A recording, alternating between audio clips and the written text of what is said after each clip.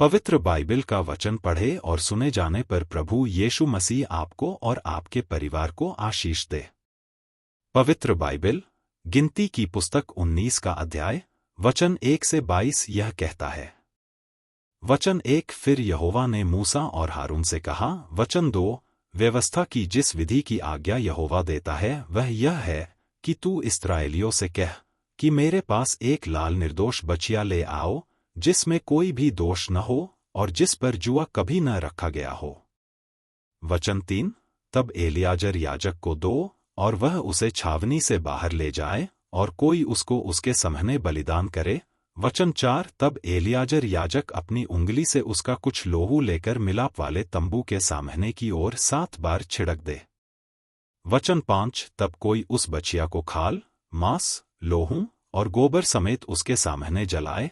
वचन 6 और याजक देवदारू की लकड़ी, जूफा और लाल रंग का कपड़ा लेकर उस आग में जिसमें बछिया जलती हो डाल दे। वचन 7 तब वह अपने वस्त्र धोए और स्नान करे, इसके बाद छावनी में तो आए परंतु सांझ तक अशुद्ध रहे। वचन 8 और जो मनुष्य उसको जलाए वह भी जल से अपने वस्त्र धोए और स्नान करे और सांझ तक अशुद्ध रहे। वचन 9 फिर कोई शुद्ध पुरुष उस बछिया की राख बटोरकर छावनी के बाहर किसी शुद्ध स्थान में रख छोड़े और वह राख इस्राएलियों की मंडली के लिए अशुद्धता से छुड़ाने वाले जल के लिए रखी रहे, वह तो पाप बलि है।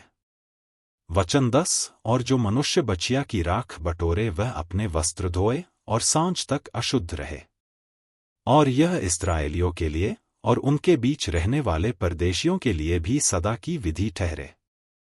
वचन 11 जो किसी मनुष्य की लोथ छुए वह 7 दिन तक अशुद्ध रहे।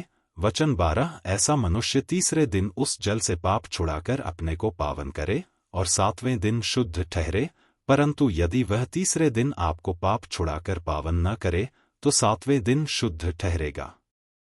वचन 13 जो कोई किसी मनुष्य की लोथ छूकर पाप छुड़ाकर अपने को पावन न करे वह यहोवा के निवासस्थान का अशुद्ध करने वाला ठहरेगा और वह प्राणी इस्राएल में से नाश किया जाए। अशुद्धता से छुड़ाने वाला जल उस पर न छिड़का गया, इस कारण वह अशुद्ध ठहरेगा, उसकी अशुद्धता उसमें बची रहेगी।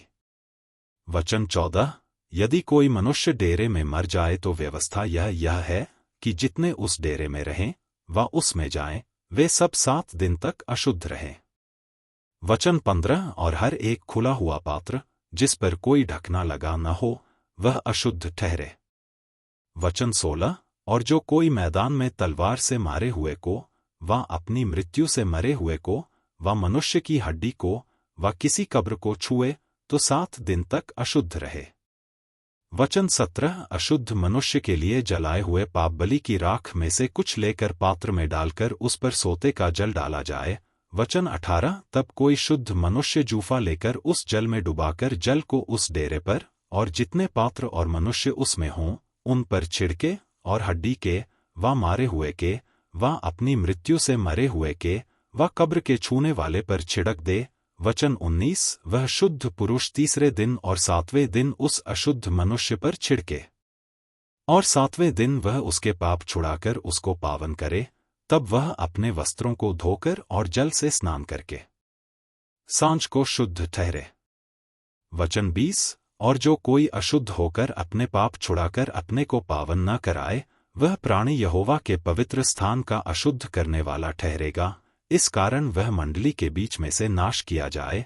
अशुद्धता से छुड़ाने वाला जल उस पर न छिड़का गया, इस कारण से वह अशुद्ध ठहरेगा। वचन 21 और यह उनके लिए सदा की विधि ठहरे। जो अशुद्धता से छुड़ाने वाला जल छिड़के वह अपने वस्त्रों को धोए और जिस जन से अशुद्धता से छुड़ाने वाला जल छू जाए वह भी सांझ तक अशुद्ध रहे। वचन 22 और जो कुछ वह अशुद्ध मनुष्य छुए वह भी अशुद्ध ठहरे और जो प्राणी उस वस्तु को छुए वह भी सांझ तक अशुद्ध रहे।